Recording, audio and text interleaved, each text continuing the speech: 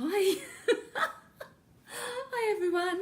I'm Kate Wotherspoon and welcome to the Connection Cafe on Wednesday morning at 9:30. I've had such a busy morning this morning and I was going to keep the dog out, but keep the dog in here, but he decided that he wanted to go out and then he was barking, and then now I've actually had to lock him away, so he might get a little bit barking. I hope not. Usually he sleeps when he's in his room, but I hope he'll be a good boy. I've had birds outside. There's just been so much going on. And of course this morning at 9 o'clock I thought I'd get on to my computer and test out live and all that, and it didn't work. So apparently there's different steps that I've got to do on my computer, on my MacBook, so I'll work that out for next week today. And so I'm on my iPad today and I can't see if anybody's here at all. So I hope that that I'll be able to see if you're here. But thank you if you're here, and thank you for watching the replay as well. So I'm at home today, and today we're going to be talking about the fear of sharing your emotions. It's really, really scary sometimes, because I have clients say that they're really worried about sharing their emotions because they feel that they will cry a lot, that they will be uncontrollably crying. So they feel that they... do that. No. All right. Just trying to figure this thing out, and now I've done something that probably makes it worse. So I'm conscious I'm looking here because there's things down there and the camera is there. So if I miss you, I'm really sorry. This will get better each week as I know what to do and I know how to control this technology.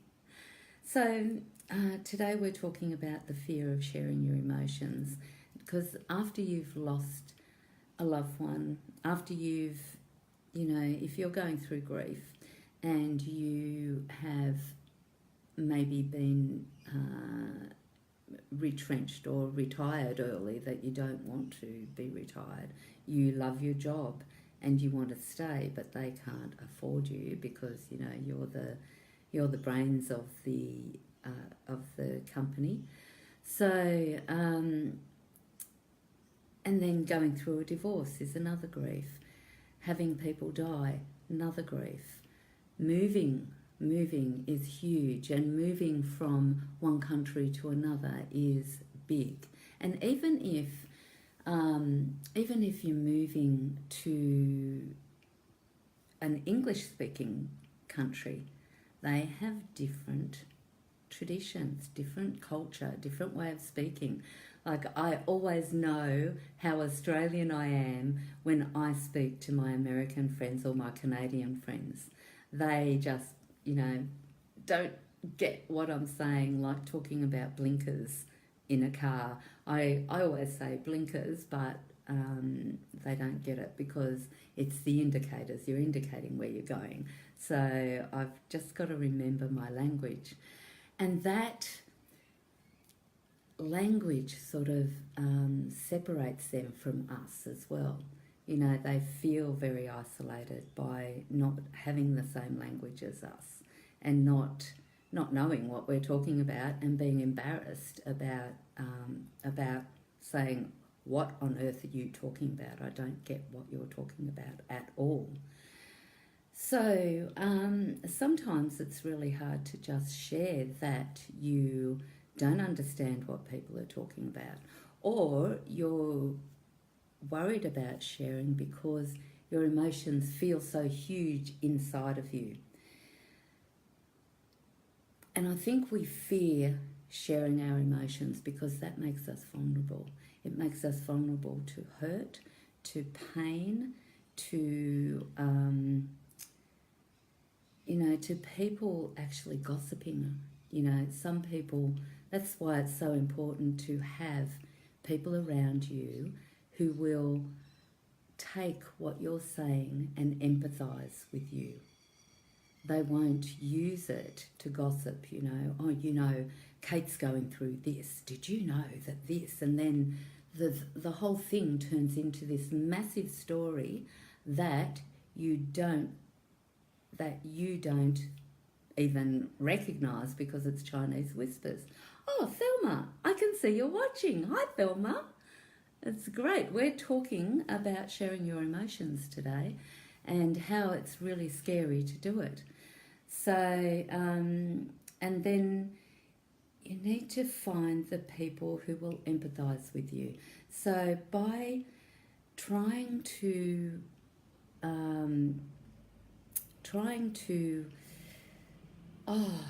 talk to people, like you might just open up and say, this has happened to me. I've lost my job. That's the thing. I've lost my job and I don't know what to do. And so I'm sideways, am I? Oh no!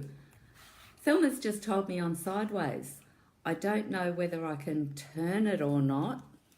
If I turn it, does that make me the right way?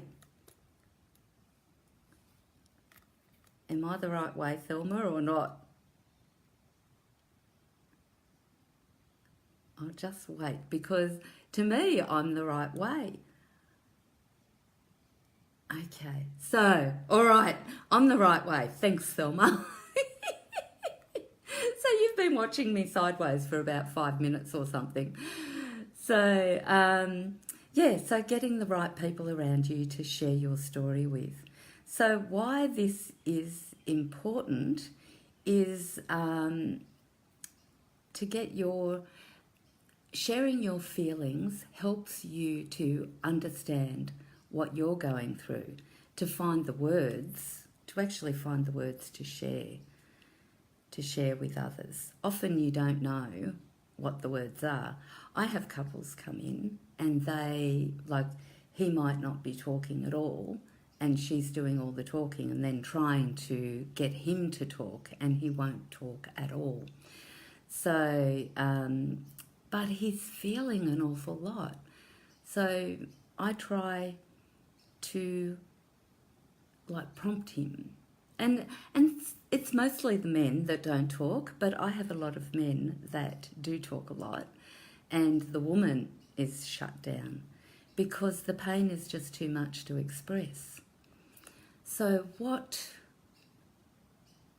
we need to do is share our stories, share our words, so people understand how we're feeling, and they know what we're going through, and find trusted people, because talking does help it. You're right, Thelma, talking does help so much.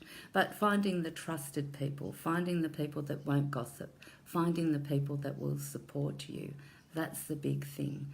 So being vulnerable in front of everybody isn't helpful. I'll share with you that my sister died at the beginning of this year, very, very suddenly. She was diagnosed on the 5th of March, and she died on the 20th of March. And it was such a shock, a real, real shock. But I still have to do my job.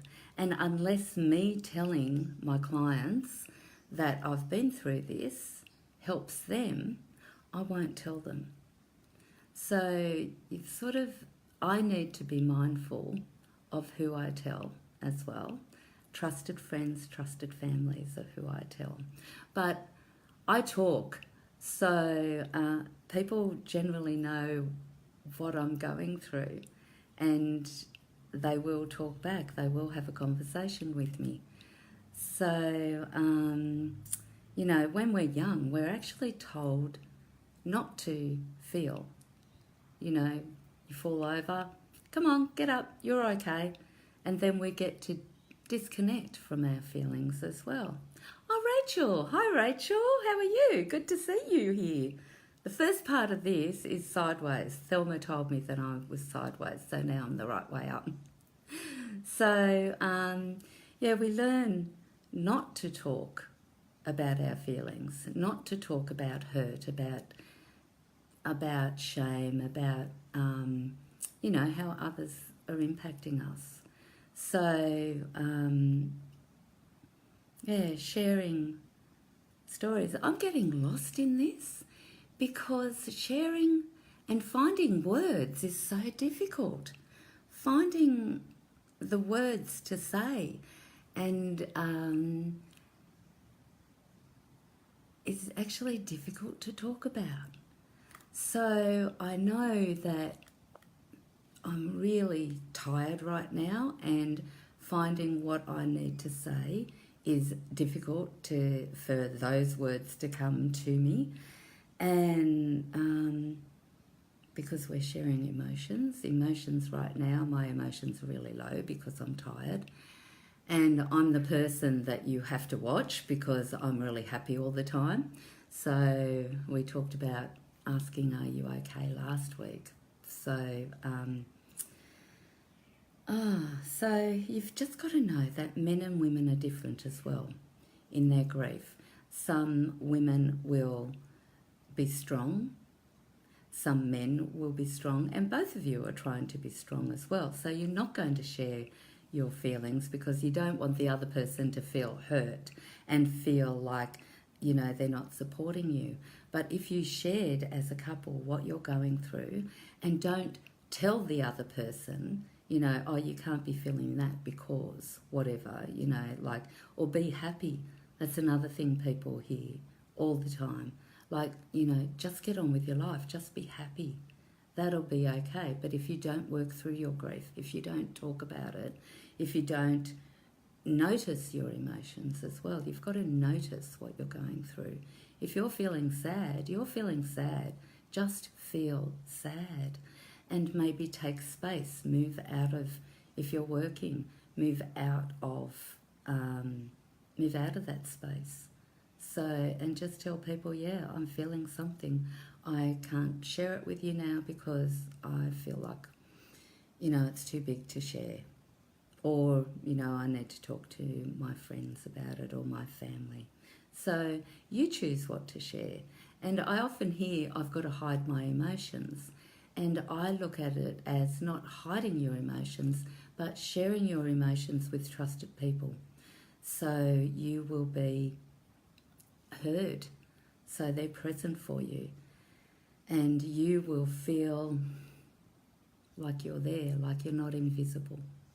So one thing I want you to do today is actually write yourself a letter. Write all of the words down that come to you, all the emotional words, all that you want to say, everything, your story, the story that you want to tell.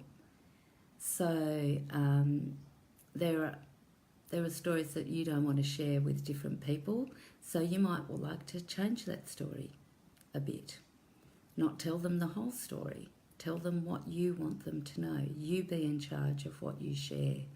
So write everything down that you're feeling, all your emotions, everything. Nobody will see it. You can even tear it up if you want to. But nobody will see it. At least you've written it down and you have the words. The words may actually come to you then. So I hope you just do that and have a fabulous day, and thank you so much for being here. I'm here every Wednesday, rain, hail or shine. It's been really strange weather today and my dogs stay quiet, which is so great. So thank you so much for being here, and I've loved talking to you. Today's hasn't been very clean or whatever, but it's here and I did it, and thanks so much. I'll put my email address down below. So send me your emails and let me know what you'd like to know. If I can answer anything on these Wednesdays, let me know. All right, thanks so much. Talk next week. Bye.